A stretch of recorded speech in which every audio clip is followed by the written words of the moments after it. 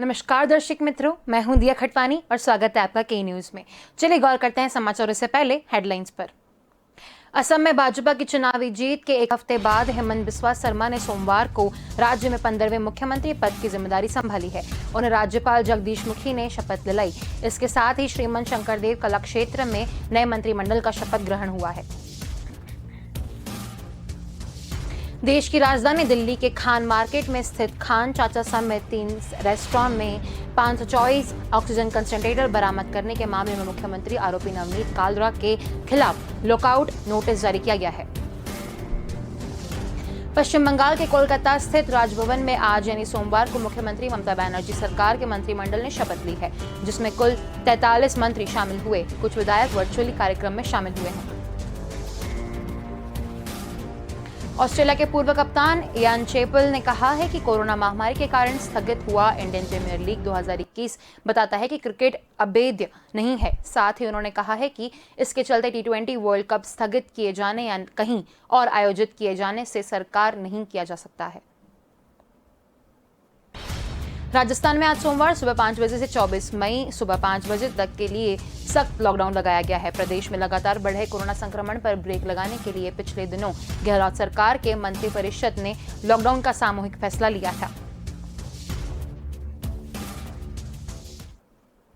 चलिए गौर करते हैं मुख्य समाचारों पर। असम में भाजपा की चुनावी जीत के एक हफ्ते बाद हेमंत बिस्वा शर्मा ने सोमवार को राज्य के 15वें मुख्यमंत्री पद की जिम्मेदारी संभाल ली है। उन्हें राज्यपाल जगदीश मुखी ने शपथ दिलाई। इसके साथ ही श्रीमंत शंकरदेव कला क्षेत्र में नए मंत्रिमंडल का शपथ ग्रहण हुआ। इसमें शर्मा कैबिनेट के 13 मंत्री शामिल थे। इससे पहले रविवार को हेमंत को सर्वसम्मति से भाजपा और एनडीए विधायक दल का नेता चुना गया था। शपथ ग्रहण समारोह में भाजपा के राष्ट्रीय अध्यक्ष जेपी नड्डा का भी शामिल हुआ था। शर्मा के साथ साथ कई मंत्रियों के भी शामिल हुई थी। उधर पश्चिम बंगाल में बंगाल सरकार के मंत्रिमंडल ने शपथ ली। इसमें कुल 43 मंत्री शामिल थे। राजभवन के कोविड-19 गाइडलाइंस का पालन करते हुए सभी कैबिनेट मंत्रियों, स्वतंत्र प्रभार राज्य मंत्रियों को शपथ दिलवाई गई थी।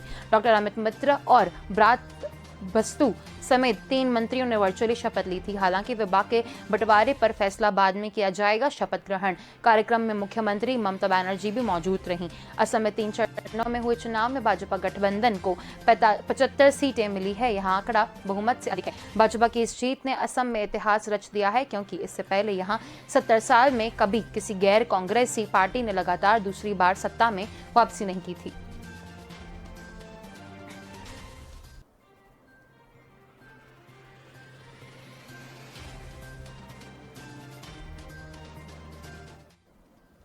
देश की राजधानी दिल्ली के खान मार्केट में स्थित खान चाचा समेत 3 रेस्टोरेंट में 544 ऑक्सीजन कंसंट्रेटर बरामद करने के मामले में मुख्यमंत्री आरोपी नवनीत कालरा के खिलाफ लुकआउट नोटिस जारी कर दिया गया है। इस बीच आरोपी ने गिरफ्तारी से बचने के लिए नया दावा चला है। कारोबारी नवनीत कालरा ने दिल्ली की साकेत कोर्ट में अग्रिम जमानत याचिका दायर की है। अदालत आरोपी को अग्रिम जमानत देके इनकार कर दिया गया है। अब इस मामले में कल सुनवाई होगी। कोर्ट ने दिल्ली पुलिस को कारोबारी नवनीत कालरा का अग्रिम जमानत याचिका पर जवाब दाखिल करने के लिए कहा गया है। आपको बता दें कि होटलों में 524 ऑक्सीजन कंसंट्रेटर बरामद करने के मामले में मुख्यमंत्री आरोपी नवनीत कालरा अभी भी फरार है। अपराध शाखा की कई टीमें आरोपी की तलाश में दिल्ली, यूपी और उत्तराखंड में 20 से अधिक स्थानों पर दबिश दे चुकी हैं, लेकिन उसका कोई सुराग नहीं मिल पाया है। आरोपी से सीडीआर से पता चलता है कि शुक्रवार को खान चाचा रेस्टोरेंट में छापा पड़ने के कुछ ही देर बाद छतरपुर स्थित उसके फार्म हाउस पर उसका मोबाइल फोन बंद हो गया था।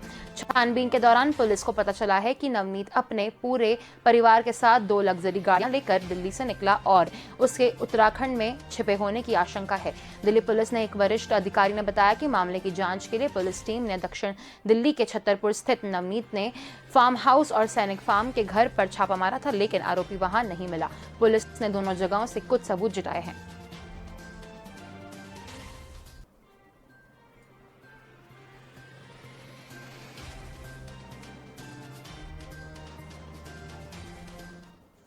पश्चिम बंगाल के कोलकाता स्थित राजभवन में आज यानी सोमवार को मुख्यमंत्री ममता बनर्जी सरकार के मंत्रिमंडल ने शपथ ली है, जिसमें कुल 43 मंत्री शामिल हुए।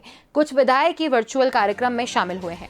पश्चिम बंगाल के विधानसभा चुनाव में प्रचंड जीत हासिल करने के बाद ममता बनर्जी लगातार तीसरी बार मुख्यमंत्री बन गई हैं। ममता बनर्जी ने शपथ लेकर कामकाज भी संभाल लिया है, लेकिन उनके मंत्रिमंडल ने आज शपथ ली है।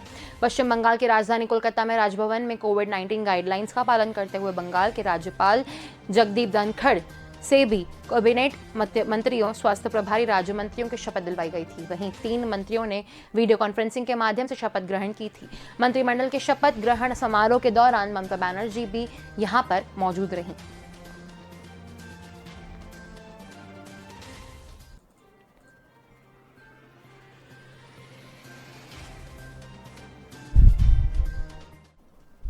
ऑस्ट्रेलिया के पूर्व कप्तान इयान चेपल ने कहा है कि कोरोना महामारी के कारण स्थगित हुआ इंडियन प्रीमियर लीग 2021 बताता है कि क्रिकेट अभेद्य नहीं है। साथ ही उन्होंने कहा कि इसके चलते T20 वर्ल्ड कप स्थगित किए जाने का कहीं और आयोजित किए जाने से इनकार नहीं किया जा सकता है। बता दें कि कोरोना मामलों की बढ़ती संख्या के कारण IPL 2021 सीजन को अनिश्चितकाल के लिए स्थगित कर दिया गया है। बायो बबल के भीतर कई खिलाड़ी संक्रमित पाए गए थे और परिणाम स्वरूप टूर्नामेंट को स्थगित करना पड़ा। अक्टूबर-नवंबर में भारत की ही T20 वर्ल्ड कप का आयोजन होना है। अगर हालात नहीं सुधरेंगे तो आयोजन UAE में हो सकता है। ESPN क्रिक इंफ्रो के लिए कॉलम में चेपल ने कहा कि बात है कि उन्होंने कहा कि अतीत में कई कारणों से दौरा और मैचों में रद्द करना पड़ा है। इनमें से कोई भी पीछे कहानियां छिड़ी है। इनमें से कुछ दुखद और कुछ मनोरंजक थी। आज के भाव्य परिदृश्य में IPL 2021 का स्थगित एक उदाहरण साबित हो सकता है और इसके कारण T20 विश्व कप को संधारित हो सकता है। चेपल ने इस दौरान कुछ उदाहरण बताए जब विभिन्न कारणों से क्रिकेट का खेल रुका। 1976 में इंग्लैंड ने पाकिस्तान का दौरा किया था। जब पाकिस्तान में हालात ठीक नहीं थे, सीरीज को शुरू होने के बाद से ही विरोध का सामना करना पड़ा था। दंगे के कारण कराची में तीसरा टेस्ट को समय से पहले रोकना पड़ा था। इसके बाद इंग्लैंड की टीम वापस लौट गई। ऑस्ट्रेलिया के पूर्व कप्तान ने इस दौरान ये बताया कि कैसे इंग्लैंड और पाकिस्तान के बीच चौथा साल 2006 से टेस्ट मैच में समय से पहले समाप्त हो गया है, जब पाकिस्तान टीम गेंद से छेड़छाड़ के आरोप के बाद मैदान से बाहर चली गई।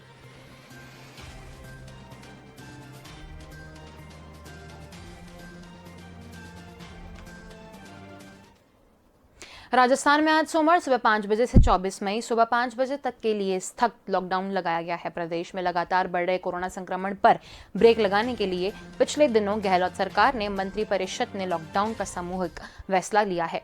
इसमें सुबह 11 बजे तक खाने पीने के सामान और अन्य जरूरत की वस्तुओं को दुकानें, सब्जी मंडियां खोले जाने की छूट दी गई है। लेकिन सख्त लॉकडाउन के पहले ही दिन इस छूट के लोगों ने जमकर फायदा उठाया है। इससे बड़ा फैसला सवाल उठता है कि आखिर कैसे कोरोना की चेन टूटेगी, कैसे शहर में कोरोना के बढ़ते संक्रमण पर काबू पाया जा सकेगा। पिछले दिनों की रफ्तार तरफ आज भी दुकानों और सब्जियां मंडी में खरीदारी करने वालों की भीड़ उमड़ पड़ी है। सोशल डिस्टेंसिंग की जमकर धज्जियां उड़ा दी गई है। कई ऐसे भी चेहरे थे जिनके मुंह पर मास्क तक नहीं लगा हुआ था। बेहतरीन तरीके से दुकानदार भी सामना बेचने के लिए हुए थे। वहीं खरीदारी करने वाले लोगों को कोरोना संक्रमण की कोई परवाह नजर नहीं आ रही थी। सुबह करीब 7 बजे से लोग बाजार में खरीदारी करने निकल पड़े। एक तरफ पर कोर्ट की गालियों में मोहल्लों में सन्नाटा पसरा हुआ था। पुलिस आने जाने वालों को टोक रही थी। वहीं शहर की सड़कों पर वाहनों की आवाजाही की रेल मैप हो रही थी। शहर के चंदपोल बाजार और गणगौरी बाजार, रामगंज बाजार, गढ़गेट बाजार और लोगों की भीड़ को खरीदारी देखते हुए लग ही नहीं रहा था कि आज से जयपुर में सख्त लॉकडाउन की शुरुआत हो गई है।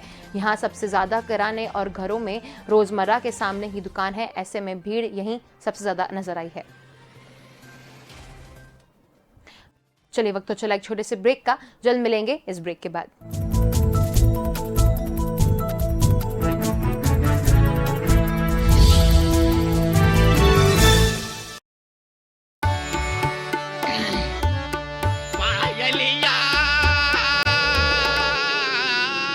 वाह, वाडीलाल मटका कुल्फी। धिन धिन धागे तू ना कत्ता।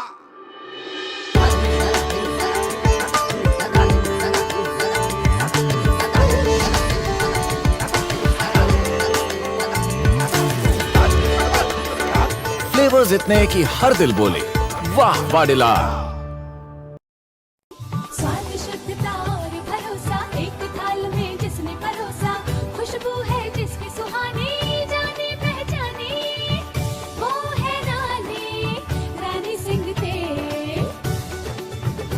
रानी सिंह तेल और कपासिया तेल, मूल्यवान भरोसा, मूल्यवान तेल।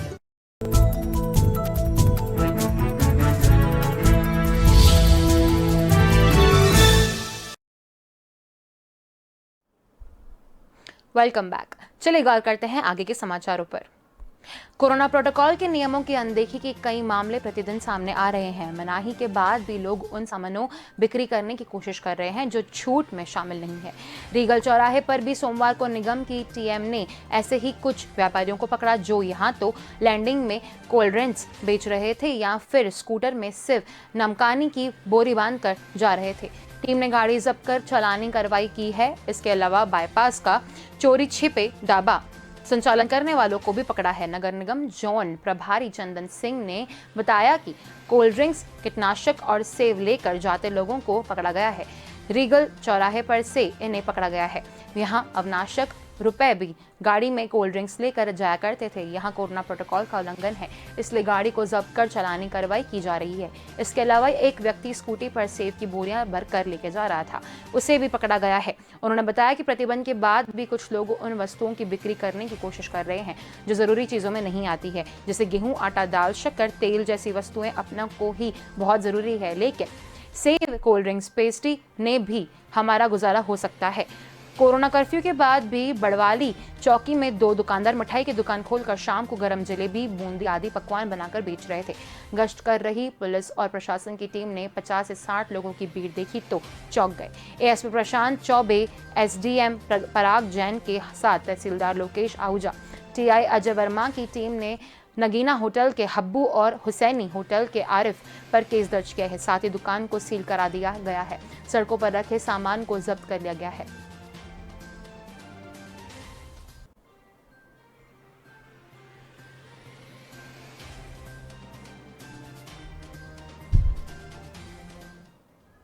टीके की कमी, सरकारी सिस्टम की देरी से 2 दिनों से परेशान हो रहे आम आदमी ने सोमवार को सेहत के प्रति जागरूकता और हौसले की एक और मिसाल पेश की है। रविवार रात से ही पूरे रायपुर शहर में बारिश होती रही। सुबह 7 बजे जब कुछ वक्त के लिए बूंदे बरसना थमी तो लोग टीकाकरण केंद्र पहुंचे, मगर फिर करीब 7:30 बजे तेज बारिश हुई है। सुबह 8 बजे से लेकर रजिस्ट्रेशन शुरू होता है, इसलिए बीटीआई और बिरगांव के सेंटर्स में लोग पहले ही आ गए हैं, मगर बारिश तेज हो रही है। सेंटर के बाहर लगे पंडाल भी तेज हवा से आधे गिर चुके हैं। पंडाल में से गिरे तिरपाल को उठाकर कुछ लड़कों ने ओढ़ लिया, मगर अपनी लाइन से नहीं हटे। बीटीआई ग्राउंड में जो पंडाल अंधड़ से आधा झूल गया है, उसे हाथों से उठाकर कुछ लोगों का ग्रुप वहीं खड़ा इंतजार कर रहा है। बारिश की वजह से सेंटर्स में भी काम करीब 1 घंटे की देरी से शुरू हुआ है। इसके बाद पहले आए लोगों का रजिस्ट्रेशन पूरा किया गया और टीके लगाए जा रहे हैं।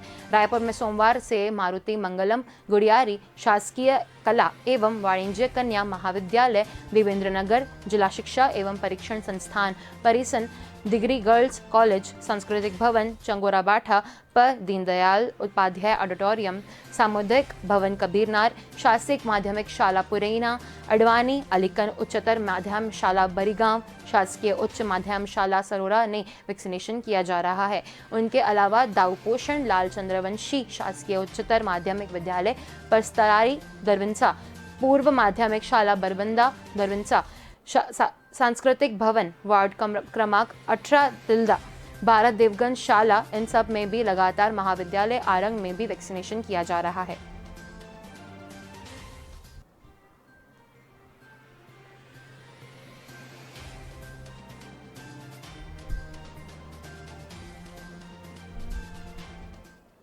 जिला अस्पताल के वी ब्लॉक में हो रहे वैक्सीनेशन को लेकर जिला प्रशासन व स्वास्थ्य विभाग का मैनेजमेंट फेल साबित हुआ है। सोमवार को कोवैक्सीन के दूसरे डोज के लिए अस्पताल में भीड़ उमड़ पड़ी है। करीब 200 मीटर लंबी लाइन में 1000 से ज्यादा लोग ठूस कर भरे हुए हैं। अब सरकार बताए कि ये लोग संक्रमण लेकर जाएंगे या इसकी चेन तोड़ेंगे। इधर कोविड के जिला प्रभारी मंत्री विजय शाह भी सोमवार को जिले के दौरे पर थे। उन्होंने कोविड की समीक्षा के साथ महारानी लक्ष्मीबाई स्कूल स्थित कोविड केयर सेंटर का निरीक्षण पर ले जाया गया, लेकिन यहाँ नहीं ले गए। लोगों ने कहा ना कि काश मंत्री जी वैक्सीनेशन सेंटर पर पहुंचकर भी व्यवस्था का हाल जान लेते। यह लंबी कतारों में लोगों को गर्मी से बुरा हाल हो रहा है। बुजुर्ग, महिला, पुरुष सभी लोग एक साथ खड़े हैं। वैक्सीनेशन लगाने गए मोहित दीक्षित लाड़की बाई का कहना है कि वे सुबह 9 बजे से वैक्सीनेशन लगाने पहुंची है। दोपहर को 12 बज चुके हैं। सुबह से चाय नाश्ता करके आ हुए थे। भूख लगने के साथ पानी की प्यास भी लग रही है, लेकिन इतनी लंबी लाइन तोड़कर तो कोई नहीं जाएगा।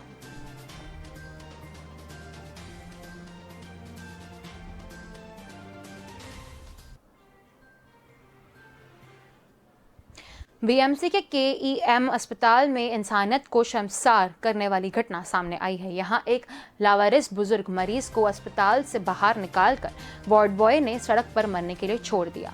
उसकी यह अमानवीय हरकत स्थानीय मनसे नेता ने अपने मोबाइल फोन में कैद की और अस्पताल प्रशासन की इसकी जानकारी दी है। अस्पताल प्रशासन ने भी इसमें फौरन जांच बिठाई और सीसीटीवी की जांच के बाद वार्ड बॉय की करतूत का खुलासा किया है। रविवार को अस्पताल के डीन ने उसे नौकरी से बर्खास्त कर दिया।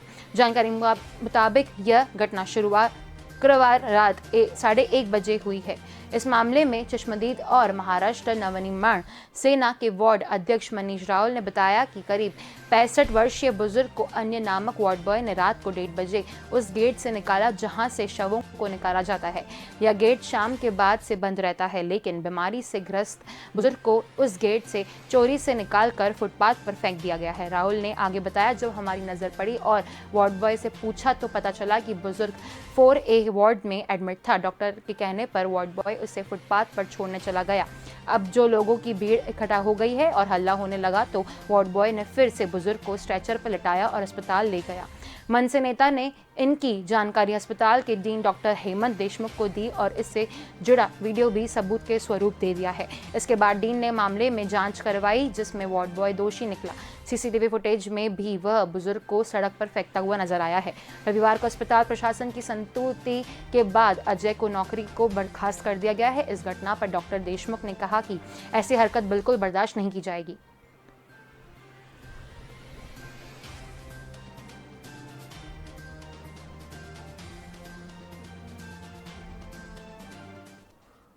बाड़मेर जिले के 70% यानी 2000 गांव कोरोना संक्रमण की दूसरी लहर के चपेट में आ चुके हैं, जिससे जिला अस्पताल की चिकित्सा व्यवस्था बिगड़ गई है।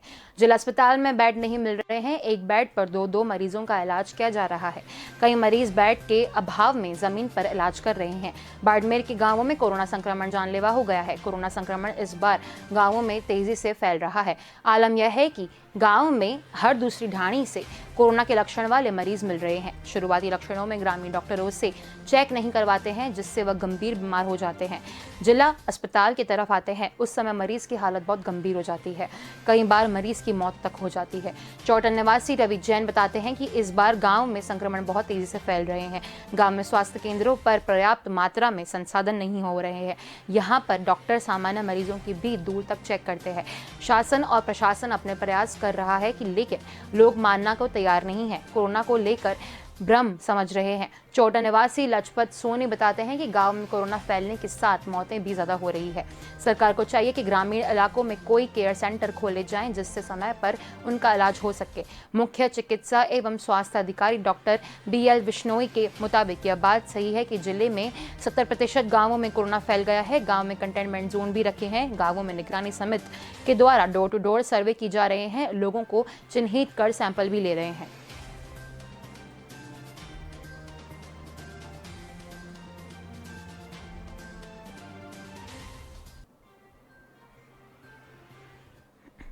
देश में कोरोना का कहर IPL पर भी बरपा और कुछ खिलाड़ियों के कोरोना संक्रमित होने के बाद IPL को रद्द करने का फैसला किया गया है। अप्रैल 2021 में IPL की शुरुआत हुई थी और उस समय देश में कोरोना वायरस के मामले तेजी से बढ़ रहे थे। हालांकि BCCI ने बायोबबल का हवाला देते हुए कोरोना से पूरी तरह से सुरक्षित होने का दावा किया है। IPL की टीम ने मुंबई और चेन्नई में आराम से अपने मैच खेले, लेकिन जैसे टीम दिल्ली और अहमदाबाद मैच खेलने पहुंची, कोरोना का संक्रमण का खतरा बढ़ने लगा। आखिरकार कोविड-19 संक्रमण ने BCCI के बायोबबल सिस्टम को भी पछाड़ा और खिलाड़ी और सपोर्ट स्टाफ समेत कई लोग कोरोना की चपेट में आ गए हैं। इसके बाद बीसीसीआई ने अपील के 14वें सीजन के रद्द करने का फैसला किया है। कोरोना के बढ़ते मामलों के बीच आईपीएल के आयोजित करने के लिए फैसले पर बीसीसीआई का काफी आलोचना हुई। हाल ही में एक शख्सदार के दौरान बीसीसीआई अध्यक्ष सौरव गांगुली ने इस पर टिप्पणी देते हुए कहा है कि आप ऐसा कह सकते हैं कि आईपीएल को पहले ही रद्द करना चाहिए था। मुंबई और चेन्नई में मैच खेलने के दौरान मामले नहीं बढ़ सकते हैं, लेकिन जैसे ही टीम दिल्ली और अहमदाबाद पहुंची, कोरोना वायरस के मामले तेजी से बढ़े। लेकिन आईपीएल के साथ ऐसा नहीं किया जा सकता है। आप इसे 7 दिन के लिए रोकते हैं और उसके बाद ये खत्म हो जाता है। सभी खिलाड़ी अपने घर लौटें और इसके बाद क्वारंटीन की प्रक्रिया शुरू हो जाती है। कांग्रेस का नया अध्यक्ष चुनने पर कांग्रेस वर्किंग कमेटी एकदम नहीं दिखाई दे रही है। सीडब्ल्यूसी की सोमवार को हुई बैठक में अध्यक्ष पद के चुनाव के मुद्दे पर चर्चा हुई। इस दौरान अशोक गहलोत, गुलाम नबी आजाद और आनंद शर्मा और वरिष्ठ नेताओं ने चुनाव का विरोध किया है। इन नेताओं ने कहा है कि कोविड महामारी के दौरान चुनाव करना की कोई जरूरत नहीं है। इससे पहले कुछ रिपोर्टर्स में ये दावा किया है कि सीडब्ल्यूसी में चुनाव के तारीखें तय हो गई हैं। नए नेता के चुनाव 23 जून को किया जाएगा, लेकिन न्यूज एजेंसी के द्वारा सोनिया गांधी के हवाले से यही बात की अभी केवल चुनावों पर चर्चा हुई है। बैठक में 4 राज्यों के चुनाव में कांग्रेस के खराब प्रदर्शन पर चर्चा हुई है। अंतरिम अध्यक्ष सोनिया गांधी ने हर बार चिंता जाहिर की है। उन्होंने कहा कि इस हार पर ध्यान देना होगा। अगर सच्चाई के मुताबिक मुंहाफेरा तो सही सबक नहीं मिल पाएगा। उन्होंने कहा कि मैं एक ग्रुप बनाना चाहती हूं जो इस हार के हर पहलू पर विचार करेगा। हमें समझाना होगा कि केरल और असम में क्यों हारे। बंगाल में हमारे हाथ कुछ भी नहीं लग पाया है। ये कड़वे अध्ययन है, लेकिन हम सच का सामना नहीं करेंगे। सही स्थितियों में नजरअंदाज करेंगे तो सही सबक हासिल नहीं कर पाएंगे। सोनिया गांधी ने कहा कि महामारी बदतर होती जा रही है और सरकार लगातार विफल हो रही है। जनता मोदी सरकार की लापरवाहियों का खामियाजा भुगत रहा है। मोदी सरकार ने वैज्ञानिक सलाह को नजरअंदाज किया है। सरकार के अपने फायदे के लिए लगातार सुपर स्प्रेडर इवेंट्स को मंजूरी दी है।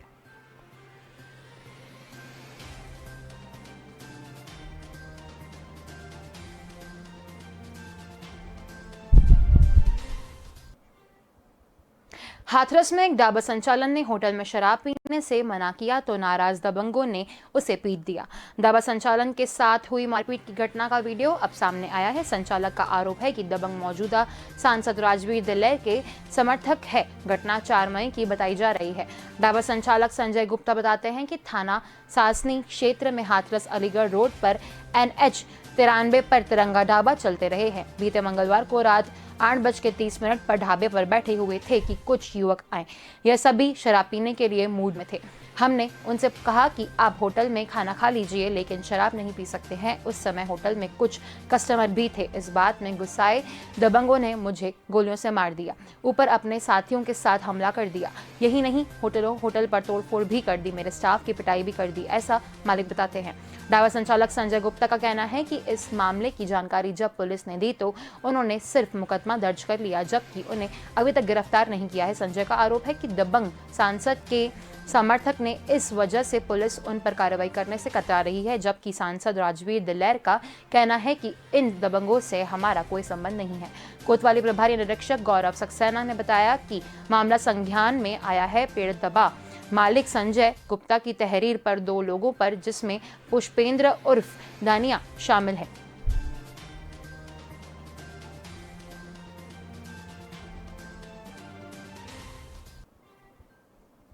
इंदौर के अन्नपूर्णा थाना क्षेत्र के शहीद अस्पताल में रविवार रात मरीज की मौत के बाद परिजन ने जमकर तोड़फोड़ कर दी है। अस्पताल के कर्मचारियों और परिजनों में जमकर विवाद हुआ।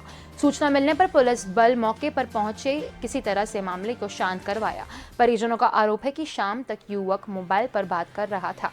अचानक मौत कैसे हो गई, अस्पताल मौत का कारण भी नहीं बताया है। शनिवार को घर वालों ने अस्पताल में भर्ती कराया था। पहले लंग्स में प्रॉब्लम बताई गई थी। रविवार रात 11 बजे मौत को हो गई। परिवार के लोगों ने अस्पताल का कांच फोड़ दिया और रिसेप्शन पर बैठे लोगों से मारपीट की। परिजनों ने कहा महंगा इंजेक्शन भी लगाया है, इसके बाद भी मौत हो गई। CSP BS परिहार ने बताया कि परिजन कोरोना संक्रमण के कारण महू नाका निवासी अमित मोरले को शनिवार शाम अस्पताल में भर्ती कराने पहुंचे थे। परिजनों ने आरोप लगाया कि रविवार शाम तक अमित परिजनों से फोन पर बात कर रहा था।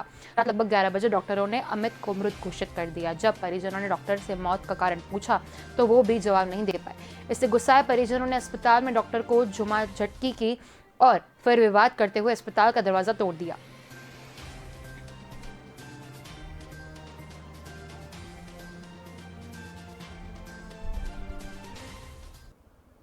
शादी से ठीक पहले पुलिस बाराती बनकर पहुंच गई। पुलिस को देखते ही बाहर खड़ा दूल्हा अंदर भाग गया। हलवाई और रिश्तेदार पंडाल छोड़कर भाग गए। पुलिस ने जब दूल्हे के पिता से पूछा कितने लोगों का कार्यक्रम है तो जवाब मिला, साहिब सिर्फ 20 खास रिश्तेदार बुलाए गए हैं। अंदर जहां खाना बन रहा था वहां पुलिस पहुंची तो 300 से ज्यादा लोगों को खाना बनकर तैयार था। बाहर 200 कुर्सियां रखी थी। यह देखकर पुलिस ने दूल्हे के पिता को कड़ी फटकार लगाई। घटना कृष्णानगर पहाड़ी पुरानी छावनी की है। साथ ही वीडियो रिकॉर्डिंग की है। अब शादी से पहले अफरा तफरी का वीडियो सोशल मीडिया पर खूब वायरल हो चुका है। पुलिस ने दूल्हा और उसके पिता पर एफआईआर दर्ज कर ली है। पुरानी छावनी थाना के कृष्णानगर पहाड़ी निवासी दिनेश कुमार पुत्र ओम प्रकाश की रविवार को शादी थी। लड़की वाले भी वहीं आने थे और दिनेश के घर से ही शादी की समारोह था। टेंट लगा हुआ था और शाम को सारी तैयारियां पूरी हो चुकी थी। अब बस भोज कार्यक्रम शुरू होने वाला था कि तभी वहां पुरानी छावनी थाना पुलिस की टीम पहुंच गई। पुलिस को देखते ही बाहर खड़ा दूल्हा ऐसे भागा जैसे कोई अपराधी हो। वह डर कर घर के अंदर भाग गया था। 5 मिनट में वहां से सारे रिश्तेदार और मेहमान गायब हो गए। हलवाई पंडाल छोड़कर भाग गए। पुलिस ने जब पूछताछ शुरू की तो दूल्हा का पता ओम प्रकाश जाटव वहां पहुंचे थे। यह सब देखकर पुलिस ने तत्काल वहां का पूरा वीडियो बनाया और दूल्हे ने देश को पिता ओम प्रकाश जाटव के खिलाफ एफआईआर दर्ज की है। साथ ही उनको हिदायत दी है कि यह सारी कुर्सियां और खाना हटाओ। सिर्फ 20 लोगों की नजर आनी चाहिए, नहीं तो दूल्हा को भी हवाला ले जाएंगे। अभी के समाचारों में बस इतना ही। अधिक जानकारी के लिए देखते रहिए के न्यूज़। धन्यवाद।